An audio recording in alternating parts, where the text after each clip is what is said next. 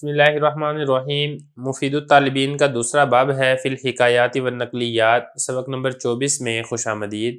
آج کے سبق کے اندر ہم کسریٰ بادشاہ کی کہانی پڑھیں گے۔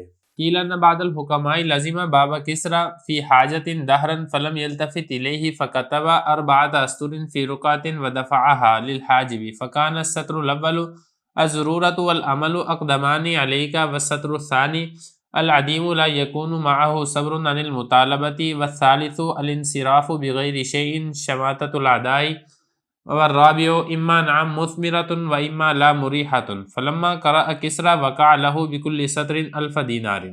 کہا گیا ہے کہ حکماء میں سے بعض نے لازم پکڑا کسریٰ کے دروازے کو کسی ضرورت کے لیے ایک لمبا عرصہ توجہ نہیں کی ہے اس کی طرف، تو اس نے لکھی ہیں 4 لائنیں ایک رکے میں اور وہ دے دیا ایک دربان کو۔ تو پہلی لائن پر یہ لکھا ہوا تھا ضرورت اور امید اس نے مجھے لے کر آیا ہے تیرے پاس، اور دوسری لائن یہ لکھی ہوئی تھی کہ محتاج اس کے پاس صبر نہیں ہوتا مطالبہ کرنے سے، اور تیسری لائن اس میں یہ لکھی تھی کہ بغیر کسی چیز کے پلٹ جانا یہ دشمنوں کی جانب سے طعنہ زنی ہے، اور چوتھی لائن اس میں یہ تھی بہرحال ہاں وہ پھل دینے والی ہے اور بہرحال نہ وہ راحت پہنچانے والی ہے۔ جب کسریٰ نے پڑھا تو اس نے اس کے لیے دے دیا ہر سطر کے بدلے میں 1000 دینار۔ عبارت و ترجمہ ہو چکا ہے، کچھ الفاظ ہیں اس کو دیکھ لیں، پھر انشاءاللہ اس کے بعد میں اس کی ترکیب کرتے ہیں۔ حکماء یہ جمع حکیم کی، لازم یلزم اس کا مطلب ہوتا ہے لازم پکڑنا۔ باب کسریٰ، کسریٰ یہ اصل میں لقب ہے جو ایران کے بادشاہ، پرانے زمانے میں اس کا نام تھا فارس، اس کے جو بادشاہ ہوتے تھے ان کا لقب ہوتا تھا کسریٰ۔ اصل میں یہ لفظ تھا خسرو، تو اس کو جب عربی کے اندر کنورٹ کیا تو پھر یہ بن گیا کسریٰ۔ اور اس کے بعد دہر کہتے ہیں زمانے کو، لمبا عرصے کو۔ التفت یلتفت، التفات اس کا مطلب ہوتا ہے توجہ کرنا۔ کتب یکتب لکھنا۔ استر یہ جمع ہے سطر کی، جیسے کہ آگے آ بھی رہا ہے، لائن کو کہتے ہیں۔ رکا، رکا اردو کے اندر بھی رکے کے اندر استعمال ہوتا ہے، یعنی کہ ایک صفحہ یہ ایک تھوڑی سی جو چٹ ہوتی ہے اس کو رکا کہا جاتا ہے۔ وہ رکا اس نے لکھا۔ دفع یدفع، دفع اس کا مطلب ہوتا ہے دینا، دور کرنا۔ حاجب، حاجب کہتے ہیں دربان کو، جو چوکیدار ہوتا ہے یا دروازے کے اوپر جو دربان ہوتا ہے اس کو عربی میں حاجب کہا جاتا ہے۔ تو پہلی جو لائن تھی یہ وہی ہے، سطر ہے جس کی جمع تھی استر۔ پہلی لائن یہ تھی ضرورت، عمل کہتے ہیں امید کو، اقدم یقدم اقداماً آگے کرنا، پیش کرنا۔ اور دوسری لائن پر کیا تھا؟ العدیم، العدیم یہاں پہ معدوم کے معنی میں ہے، معدوم یعنی جس کے پاس ہے ہر چیز وہ معدوم ہو چکی ہے، ختم ہو چکی ہے، مراد یہاں پہ ضرورت مند۔ لا یکون اس کے پاس صبر نہیں ہوتا مطالبہ کرنے سے۔ الانصراف، انصرف ینصرف انصراف، باب انفعال کا یہ مصدر ہے، واپس پھرنا، پلٹنا، لوٹنا۔ شماتت، شماتت کہتے ہیں خوشی کو بھی کہتے ہیں، طعنہ زنی کو بھی کہتے ہیں، اور گالی گلوچ یہ بھی اس کا معنی آتا ہے۔ اعداء یہ جمع ہے عدو کی، دشمن کو یہ کہا جاتا ہے۔ اور اس کے بعد آگے دیکھیں، نعم یہ جی ہاں کے معنی میں ہے، مثمرہ، اثمر یثمر اثمارا پھل دینا، فائدہ پہنچانا، یہ اس کا مطلب ہے۔ اور اسی طریقے سے اراح یریح اراحتن، اور اسی سے یہ اسم فاعل کا صیغہ ہے اور اس کا مطلب ہوتا ہے راحت پہنچانا۔ قرأ یقرأ اس کا مطلب ہوتا ہے پڑھنا، یہ کسریٰ پہلے گزر چکا ہے اوپر۔ سطر یہ لائن کو کہتے ہیں جیسے کہ آ چکا ہے، 1000 دینار 1000 دینار۔ یہ بہرحال آپ نے لغوی صرفی تحقیق تھوڑی سی آپ نے سمجھ لی ہے، اب چلتے ہیں اس کی تشریح کی طرف۔ دیکھیں اس کے اندر ایک کہانی ذکر کی گئی ہے کہ ایک عقل مند شخص وہ کسریٰ بادشاہ کے دروازے پر گیا۔ کسریٰ کے بارے میں جیسے کہ میں آپ کو پہلے بتا چکا ہوں، جو موجودہ ایران ہے پرانے زمانے میں اس کا نام ہوتا تھا فارس، جو فارس کا جو بادشاہ ہوتا تھا اس کا لقب ہوتا تھا کسریٰ۔ تو پرانے زمانے کے اندر 2 سپر پاوریں ہوتی تھی، ایک ہوتا تھا روم اور دوسری سپر پاور ہوتی تھی فارس۔ تو بہرحال یہ جو فارس سپر پاور تھی اس کا جو بادشاہ تھا کسریٰ، بہت ظاہر بات ہے جب سپر پاور تھی تو اس کا بادشاہ بہت زیادہ امیر ہوگا، تو مالدار ہوگا۔ تو یہ شخص گیا ہے اس بادشاہ کے دروازے پر اور وہ دروازے پر بیٹھا رہا ہے لمبے عرصے تک، لیکن جو کسریٰ تھا اس نے اس شخص کی طرف توجہ بالکل نہیں کی ہے، تو اس نے پھر ایک رکا لکھا ہے، ایک لائن لکھی ہے، اور وہ لائن لکھ کے پھر اس نے اس کو دربان کو دے دی ہے۔ دربان وہ لائن لے کر چلا گیا ہے بادشاہ کے پاس۔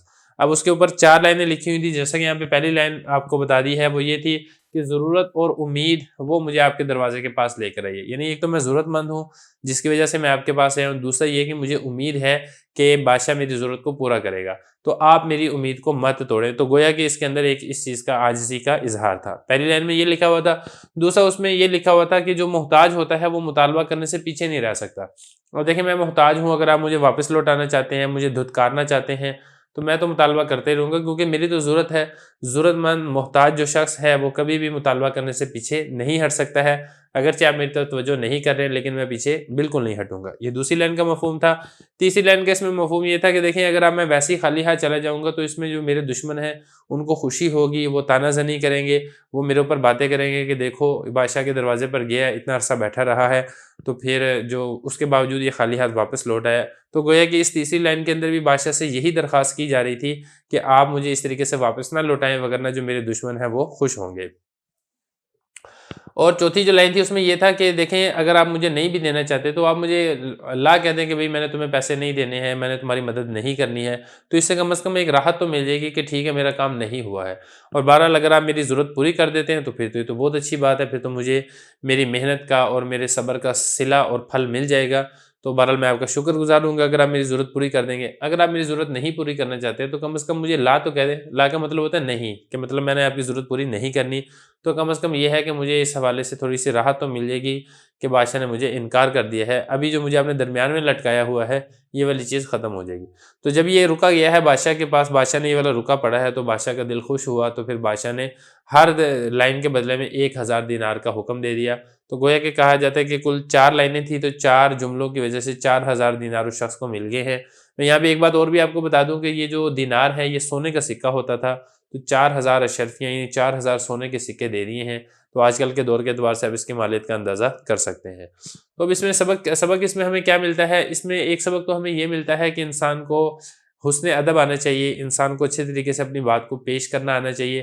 اب جیسے یہ شخص تھا، اس کو اپنی بات پیش کرنے کا ایک بڑا اچھا ہنر تھا اور بڑے اچھے الفاظ میں اور بڑے اچھے طریقے سے اس نے اپنی بات کو پیش کیا ہے، جس کی وجہ سے اس کی سنوائی ہو گئی ہے اور اس کی ضرورت پوری ہو گئی ہے۔ اسی طرح جو شخص اپنی بات کو، اپنے کلام کو، اپنی ضرورت کو اچھے انداز میں پیش کرتا ہے تو پھر اس شخص کا کام بھی بن جاتا ہے۔ تو ایک تو ہمیں یہ والا سبق ملتا ہے۔ دوسرا ہمیں اس میں سبق یہ ملتا ہے کہ انسان کو صبر و تحمل سے کام لینا چاہیے۔ اب جیسے یہ شخص تھا، جیسا کہ ہم نے اوپر پڑھا ہے کہ وہ ایک لمبے عرصے تک بادشاہ کے دروازے پر بیٹھا رہا ہے، لیکن یہ ڈس ہارٹ نہیں ہوا ہے، یہ پریشان نہیں ہوا ہے، یا اس نے ہمت نہیں ہاری ہے، یہ لگن کے ساتھ اور محنت کے ساتھ یہ وہاں پر بیٹھا رہا ہے۔ دوسرا اس میں سبق یہ ملتا ہے، اور تیسرا اس کے اندر سبق یہ ملتا ہے کہ ہمیں جو ہے اپنی عقل کو ساتھ ساتھ استعمال کرنا چاہیے۔ اب جیسے یہ شخص وہاں پہ بیٹھا رہا تھا تو اس نے ساتھ ساتھ یہ سوچتا بھی رہا، غور بھی کرتا رہا کہ میرا مسئلہ کس طریقے سے حل ہوگا، اور آخرکار یہ اس نتیجے پر پہنچ گیا کہ میں اس طریقے سے میں لکھوں گا تو جس میں بادشاہ کی تعریف بھی ہوگی اور میری ضرورت بھی اس سے پوری ہو سکتی ہے۔ تو اس لیے سے ہمیں بھی یہ والا سبق ملتا ہے کہ اگر کوئی مصیبت میں، پریشانی میں پھنس جائیں تو اپنی عقل کا استعمال کریں، اپنی عقل سے تجزیہ کریں، غور و فکر کریں کہ میں کیسے اس پریشانی اور مصیبت سے نکل سکتا ہوں۔ تو یہ کچھ ایسا اسباق ہیں جو ہمیں اس کہانی سے حاصل ہوتے ہیں۔ اب چلتے ہیں اس کی ترکیب کی طرف۔ قیلا یہ فعل مجہول ہے، آگے والا جو جملہ ہے یہ بنے گا اس کا نائب فاعل۔ ان حروف مشبہ بالفعل ہے، بعض مضاف، الحکمہ مضاف الیہ، مضاف الیہ سے مل کر یہ اس کا اسم ہے، اور یہ والا جو آگے والا جملہ ہے یہاں سے لے کے یہاں تک یہ بنے گا اس کی خبر۔ اب اس کو دیکھیں ذرا، لازمہ یہ فعل ہے، اس میں ہوا ضمیر یہ فاعل ہے جو کہ لوٹ رہی ہے اس بعض الحکمہ کی طرف۔ باب مضاف کسرہ مضاف الیہ، مضاف الیہ سے مل کر یہ بنے گا لازمہ کا مفعول۔ فی حاجتن، فی حرف جر، حاجہ مجرور، جار مجرور مل کر یہ اسی لازمہ فعل کے متعلق ہے، اور دہرن یہ بنے گا اس کے لیے مفعول فی۔ تو لازمہ فعل اپنے فاعل اور مفعول بہ اور مفعول فی سے مل کر جملہ ہو کر پھر یہ بن جائے گا اس ان کی خبر ہے۔ ان اپنے اسم و خبر سے مل کر جملہ ہو کر پھر یہ قیلا کے لیے بنے گا نائب فاعل۔ قیلا فعل مجہول اپنے نائب فاعل سے مل کر جملہ فعلیہ خبریہ۔ آگے چلیں، فا تاکیبیہ لم یلتفت فعل، اس میں ہوا ضمیر فاعل ہے جو کہ لوٹ رہی ہے اس کسرہ کی طرف۔ الیہ جار مجرور مل کر اسی لم یلتفت فعل کے متعلق ہے، فعل فاعل متعلق مل کر جملہ فعلیہ خبریہ ہوگا۔ فا تاکیبیہ کتبہ فعل ہے، اس میں ہوا ضمیر فاعل ہے۔